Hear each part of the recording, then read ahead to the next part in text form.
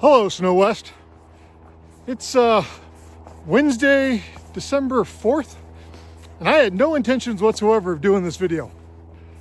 But this morning I was reading the news reports and came across an interesting article that President-elect Trump is considering closing the Department of the Interior, which led me to throw up a little post on the forums that said, end discrimination, equal rights for snowmobilers. Treat snowmobiles like automobiles.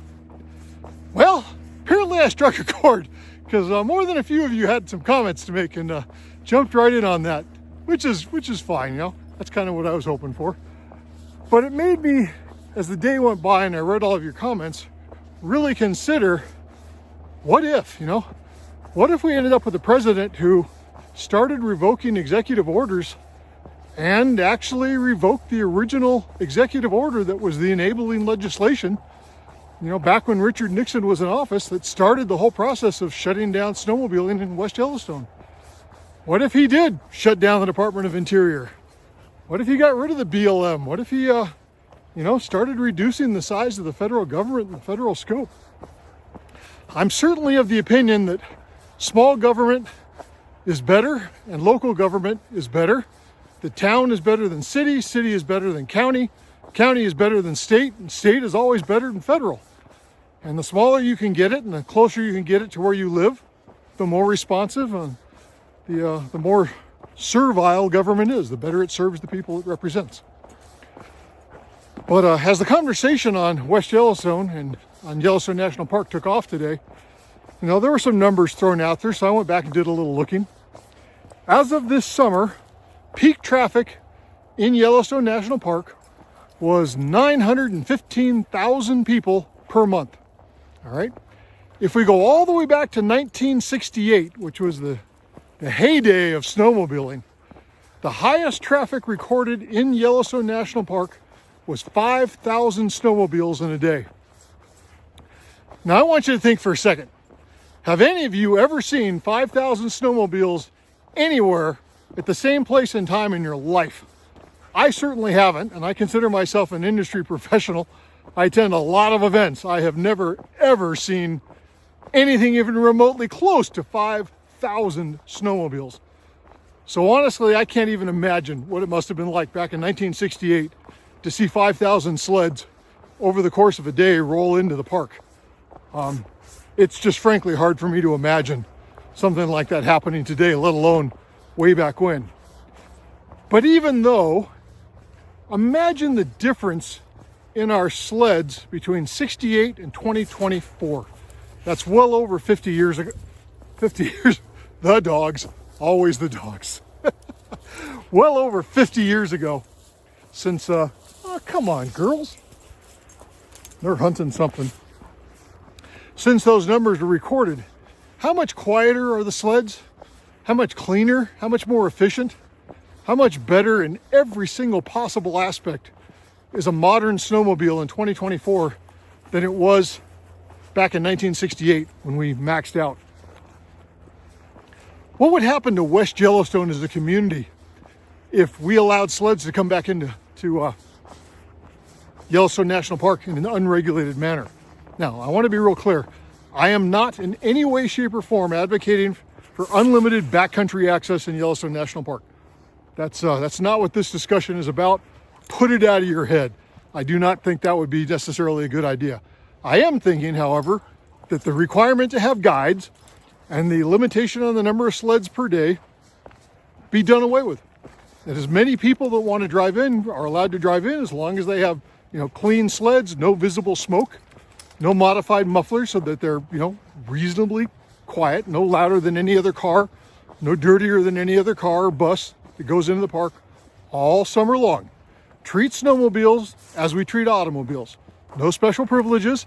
Any place that a car can go, i.e. a paved surface, a snowmobile should be allowed to go. If I've got my numbers right now, or at least in last winter of 24, peak traffic for West Yellowstone Island Park was 1,000 sleds per day, and that was over the President's Day weekend. And that is the single busiest 2 days, 3 days of the whole year for us. 1,000 sleds I went through an actual sled counter, sled checkpoint. Versus 1968, 5,000 sleds. Now, we have a popular saying out here, Southeast Idaho, unto whom much is given, much is required. So what has to be the trade-off if we were actually to gain access back to Yellowstone National Park? The problem, of course, that everybody brings up immediately is the Yahoo that's gonna dip right off the road and head into the backcountry. He's gonna go chase buffalo, gonna harass the elk, go after a bear and the deer, and give all the rest of us a bad name. And it's real. We see that up on Mount Jefferson all the time. The guys will head into Cave Springs, get up on Mount Reyes or Mount Jefferson, dip over the backside, and go right into the wilderness area and don't give a damn, don't give a rat's ass about anybody else. Leave the tracks and leave all the rest of us to deal with what they did and pay the price. So that's the first objection that comes up for gaining access back into Yellowstone again. If we gained access back to Yellowstone, what would we do with the miscreants? Now, my personal feelings are confiscate their sled, fine them, give them community service. Doesn't bother me in the least bit. What I want is access to all the paved roads inside of Yellowstone. I want to be treated just like the automobiles are treated. If we have to pay a special access fee, that's fine. I think it's 60, 65 bucks to take a car in the middle of summer. If that's what I have to pay to bring a sled in, so be it. If we had 5,000 people coming in, each paying that $50 or $60 fee for their week of access, that buys an awful lot of drones and a lot of rangers with snowmobiles to get out there and enforce the rules. So I'm not terribly worried about the fact that there's going to be a couple of yahoos that decide to dip into the fields and go chase after a buffalo. So I think there's going to be a frickin' federal load of bricks that are dropped on them, and rightly so, in my opinion. So I want to know what you guys think. Maybe we've been fighting this wrong for 50 years. It's not about our right. Maybe it's about discrimination, that we are an oppressed class, that we are second or third class sledders that are being told to sit in the back of the bus, and that we have just as much right, I suppose, as anybody who's driving a car or driving a bus or a truck or a motorcycle or an RV or a motorhome. They're allowed to go into Yellowstone, no restrictions at all, no limits on the number of people, no limits on the number of vehicles, none of that.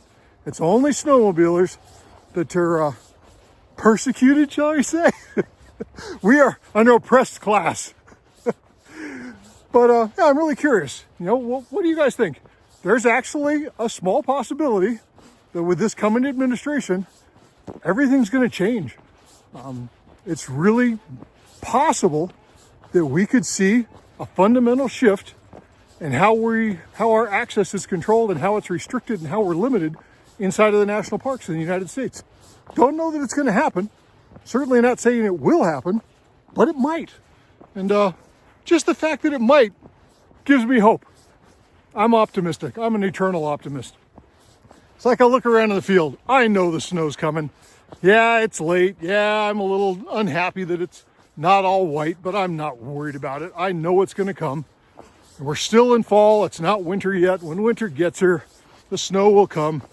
I've been here for 17 years. It's never failed to come. Some years are more, some years are less, but we always get snow. We're living in the mountains. Island Park and West Yellowstone are going to get plenty of snow this winter.